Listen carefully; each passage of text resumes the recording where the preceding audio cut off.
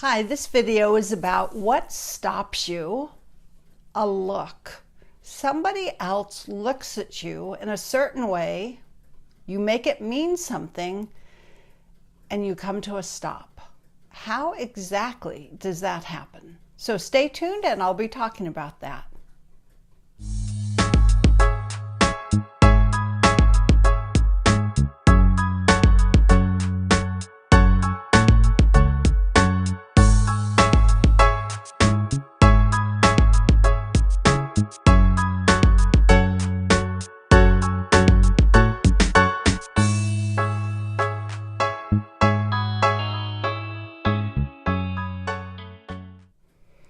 My name is Nancy Canning. I am an author, a speaker, workshop leader, and a certified clinical hypnotherapist.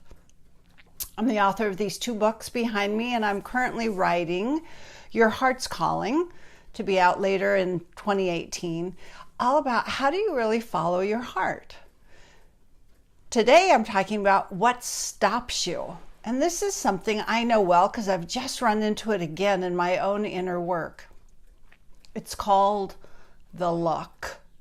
You know what that is. When you're a child, you get the look, perhaps from a mother, a father, a neighbor. Some adult gives you the look, and you make it mean something. Usually it's something quite negative. And in that meaning, you form a belief about how you are and how you need to be and how life is and how life responds to you. You make that look mean something. And that meaning can get programmed into your brain, into the subconscious part of your brain, with lots of meaning and emotion, and it feels like it's true. So here's an example that I've just run into. I've known this many times. I've seen it, I've worked with it, but it's come up again.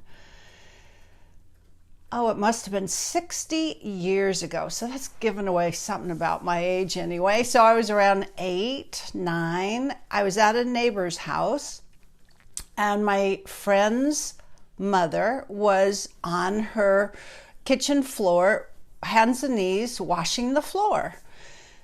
And she looked over at me and she said, "I bet your mother never has to do this."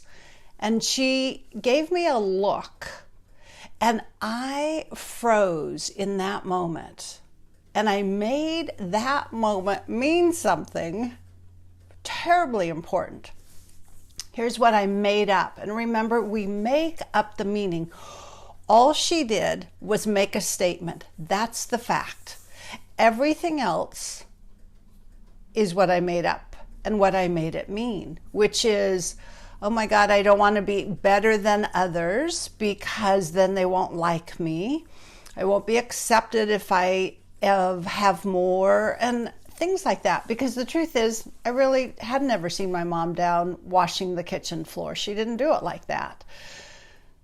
So there was truth to what this neighbor said, but I went wild with it in my mind, and that froze and became a limiting belief that stops me, because when that belief gets triggered, I won't say or do something. I will hold back because what will the other people think? What will the neighbors say? You know that old saying that you think you're not really affected by? Take a look and see if maybe you are. Or perhaps the look came from a parent. The look that meant you're in trouble. She or he disapproves of your behavior. You made it mean something. So bring the look to mind and think about it. What did you make it mean? What was the importance? And what has been your behavior as a result of that? How do you stop yourself so that someone doesn't give you the look? Because it doesn't matter if it was 50 years ago, 10 years ago, or 80 years ago. If it's still energized, if that meaning is still energized in your subconscious mind, it's still affecting you. It's still influencing your behaviors. It can still be stopping you out of fear of what will those other people think? How will they respond to me? How will they, the big they out there, disapprove of what I say or what I do? It can be so subtle, but it can be so powerful what we make the look of somebody else mean. And it's usually when we're a child that gets programmed in. And then as the universe works, it's likely that you will attract other people as an adult into your life who give you a look that triggers the original look and what you made it mean.